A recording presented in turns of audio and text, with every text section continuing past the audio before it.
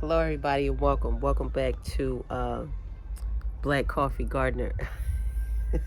I noticed in the background there is my cactus. Can y'all believe I killed the cactus? It's the craziest thing, but I know what happened. I watered it because I had two that we got at the same time. One was upstairs in my room, and the other one is downstairs in the kitchen. Um, And the one in my room, I always seem to water it because I have so many plants in there. So just as I'm watering the plants, I will water the cactus, knowing that it doesn't need that much water. But I put like a drop in there. But anyways, the one in the kitchen, I never water it because it's like on this shelf that I have to get the stool to get to it, and all that kind of stuff. And I'm like, I'm not going through all that to water the cactus. One in the kitchen is just fine. This poor little thing back here, I don't feel any kind of way about it. It is what it is. But yeah, players mess up. Anyhow, that's not what I came on here to talk about. I came on here because I was sitting out here enjoying myself, or at least trying to just sit here and enjoy myself.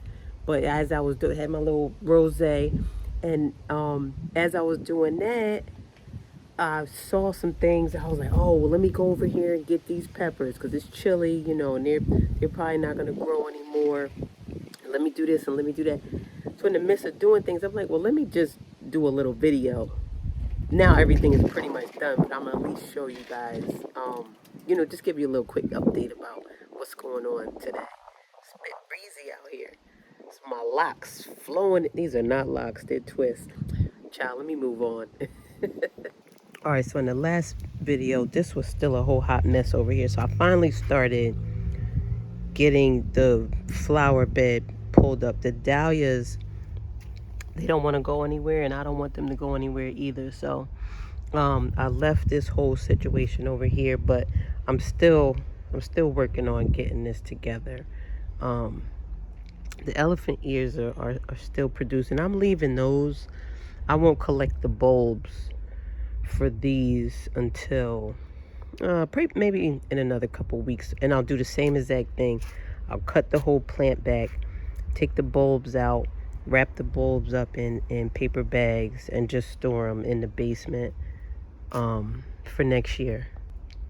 Oh, it is really chilly out here. I'm sniffling and whatnot. But anywho, I left the rosemary. I think I had talked about that in the last video. But anyways, this whole situation is new. The transplants that I had inside, I put that stuff out here. I got my tot soy in here. I got my kale in here. Let me see if I can get a better. There we go.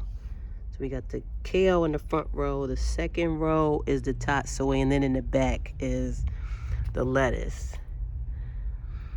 Got a row of lettuce back there. Those marigolds were already here.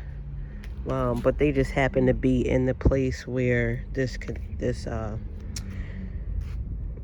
fit in where this net went, so they had to go inside. These ones got to stay outside. I should have covered this collard green. I brought this out, but I didn't cover it. There are some under here. Anyhow, there's collard greens under here as well. More lettuce, and then 2 spinach. Got another kale over there, and then 2 more spinach back there. So I tried to make sure that at least half of each thing that I had planted out here is covered. So I got 2 spinach covered here, 2 are left out, and so forth and so on, because now is the time. Like I said, the squirrels are always out here. They already got into this bin over here, and I had just planted beet seeds, so I don't know how this is gonna turn out. And I knew I was supposed to cover it, but one thing led to another, and it didn't happen. But anyhow, so we'll see if I even get any beets.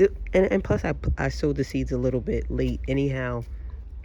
But yeah, that's that. So this is what I was saying. I harvested some Scotch Bonnet peppers, a little bit of pineapple sage, and some Jimmy Nardellos, the ripened ones and the unripened ones. My pepper plants, as soon as they started doing well, we got hit with back-to-back heat waves. And I mean, I don't even need to go into the explanation of it. I'm quite sure we all experienced the same thing. Like, no sooner than one heat wave was over, another one came, so forth and so on. And my pepper plants just didn't get a chance. Once the heat waves were over, we went straight into fall. I mean, like I said, I'm sniffling. So once the Scotch Bondage started doing well, I'm getting all excited.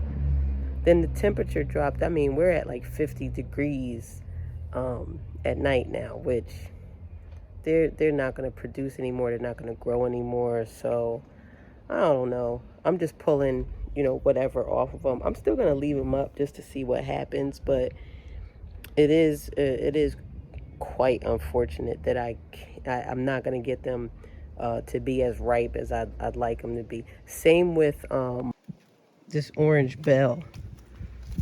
I got quite a few off. I think I got, and there's none, not even, oh, here we go. So there are okay, there's a few green ones. I did get some orange bells off of this, but look here.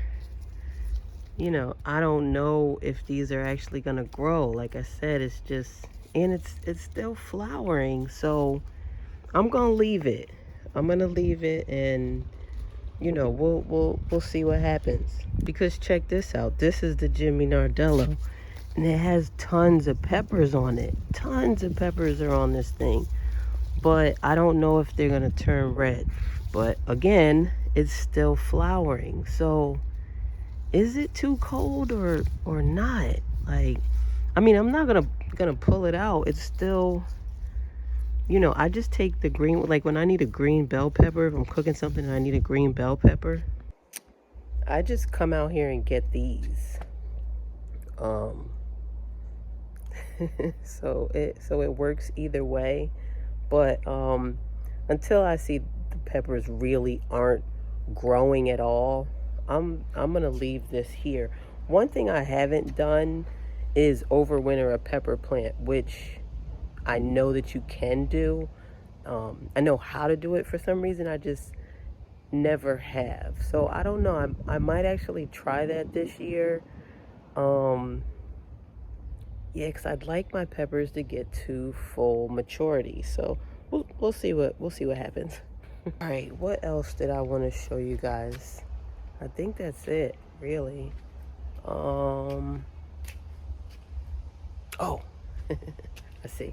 Also, these purple whole peas. These things are growing beautifully. As soon as they turn purple, I've been picking these off of here and taking them inside to dry. And we're gonna have a nice little bit of, instead of black-eyed peas, this Thanksgiving, we're gonna have these instead, which, like I said in my last video, they're very much like black-eyed peas, except instead of a black eye, the eye is purple. And now I'm back in my seat. I really should have a selfie stick. I don't know why I don't. Oh, because I'm not usually recording from this device. That's why I'm like, I feel weird holding this thing like this. But anyways, that's all I have for you guys. Thank you for watching. I keep having a sense that I have something else to show you, but I really don't. So thank you for watching this short clip. Next year, I'm going to get more into my gardening and my videos and so forth and so on, like I've done in the past. This year it's just been, it was an odd summer for me. So anyhow, I hope you've enjoyed what I've shown you thus far, and we'll see you guys in the next video.